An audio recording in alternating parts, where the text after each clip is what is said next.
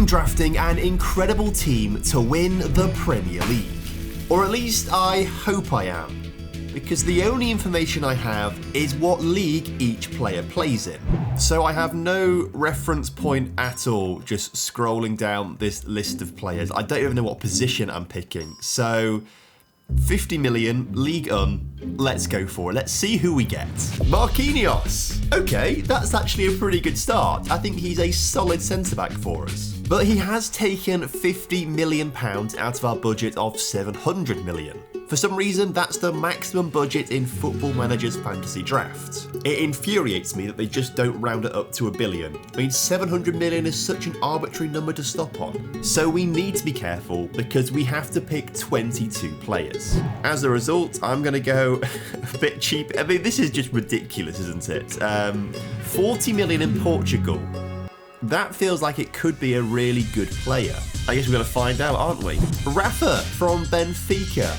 Okay, I mean, not the worst pick in the world. 40 million though, I would have wanted someone better than that really. My worry is we're not going to be able to get a goalkeeper. Like, we don't know the positions we're looking at here. So,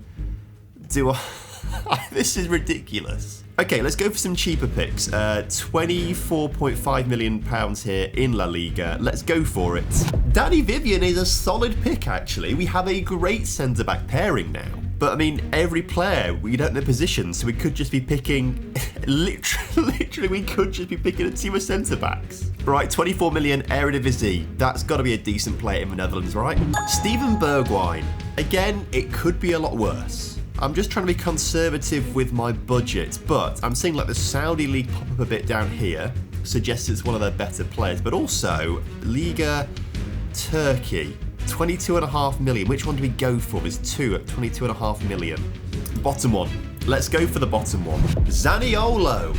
Okay, I mean, again, it's a good player, but we are now starting to get quite a few wingers. If we could have some centre mids, some fullbacks, an actual goalkeeper, that would be handy. Let's break the bank on the next pick then. You know, I feel like we've been conservative for a few picks now. Let's go up to, I mean, this 70 million in Saudi Arabia, that's got to be Ronaldo. And I want to avoid that. These 70 million Premier League players, you know, it could be a De Bruyne, could be a Bernardo Silva, could even be an Edison or an Alisson, potentially, as a goalkeeper that's valued quite highly. Let's not quite go to the top levels yet. Let's go 60 million Premier League here. Gabriel Jesus. Actually, that is quite nice. We've got an out-and-out striker now who can score goals. Let's drop the price for the next pick, around £36 million. Let's go for this Serie A player here. Oh, thank the Lord. It's finally a goalkeeper. Mike Maignan. We don't have to put an outfield player in goal. That feels like a lot of pressure has been lifted. We've still got 15 picks to go and 443 million. So I feel like we need to go a little bit cheaper on a few of these next picks. Let's drop this all the way down to the lowest we've been so far. Oh, Brazil. Let's go to Brazil here, 18 million. Oh, actually, it ends up being another goalkeeper, Weatherton. That's quite handy that we've now got a backup keeper. This price range looks interesting though. I want to go to Scotland. This feels like it could be a huge risk here.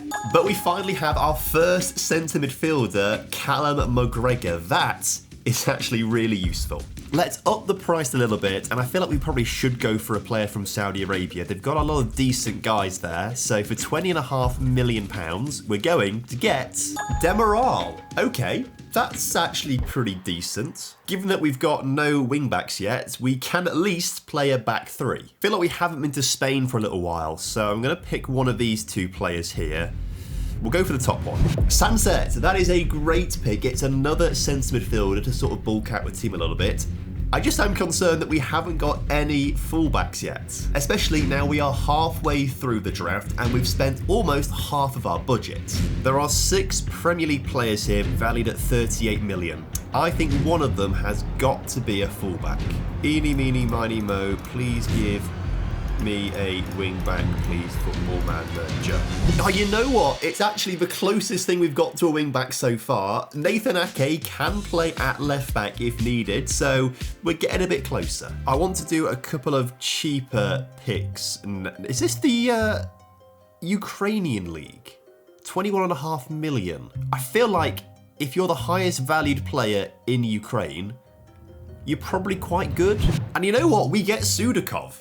That's actually a pretty good pick for the centre of midfield. Still want to keep it around the sort of £20 million mark. Let's go. We've not done Bundesliga for a while.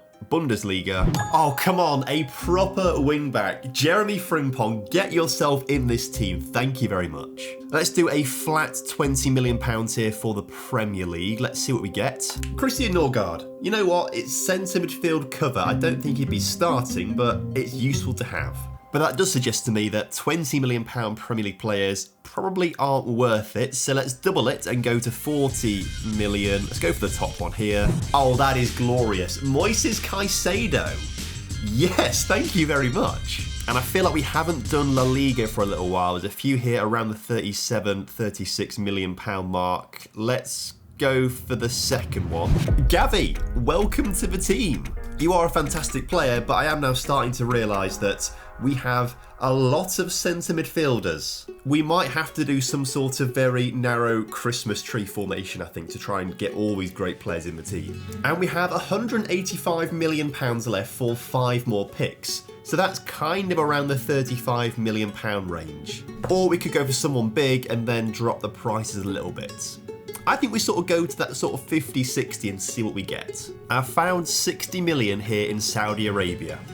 And I think I've whittled it down to 3 players. I think it's either Neymar, it's either Benzema, or it's either Frank Kessie. If it's Kessie, I'd be really frustrated. But if it's Neymar or if it's Benzema, I'd be pretty happy. So I'm going to take the gamble. Karim Benzema it is. That actually feels like a pretty nice pick. I'm happy with that.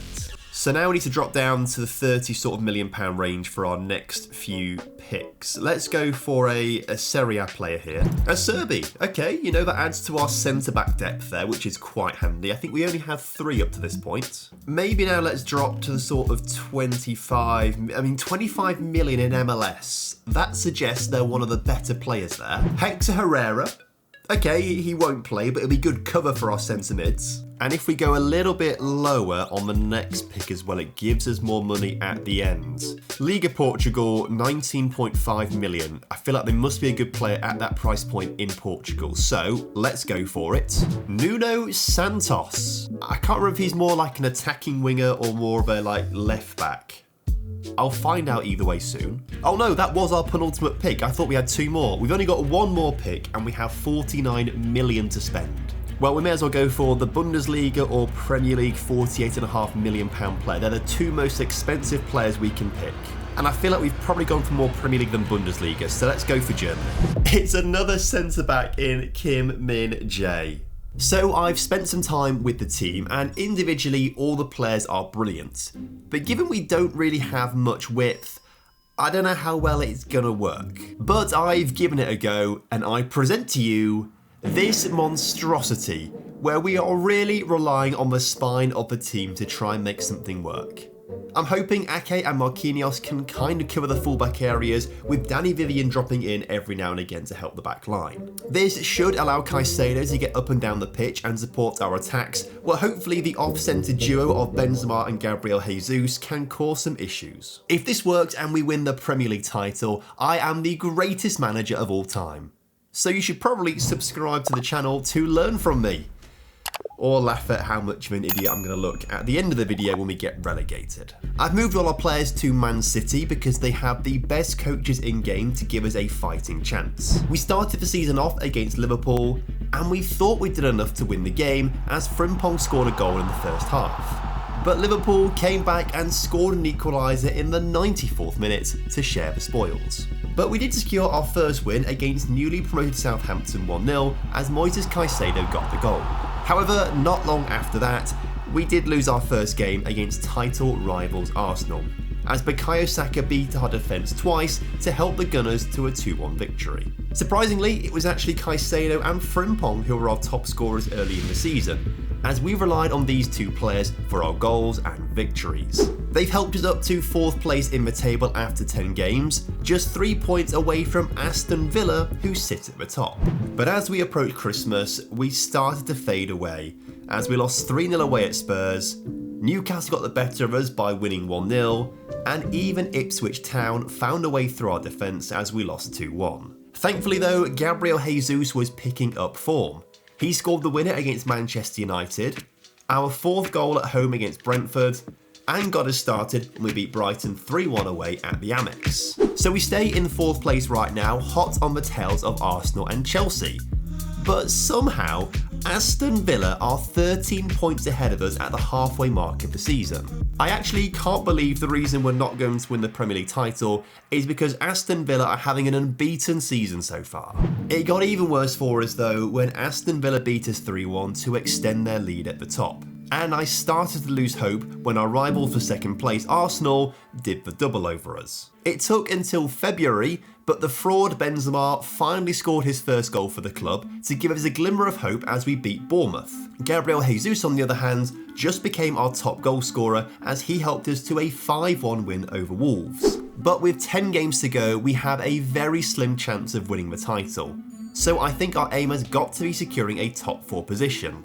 But unfortunately, we just couldn't win enough games as we laboured to draws and suffered too many defeats. We failed the challenge as Aston Villa are crowned Premier League champions 16 points ahead of us. I think we did manage to somehow draft a really good team given the circumstances, but because we just didn't really have any wide players, we couldn't get the team working together effectively.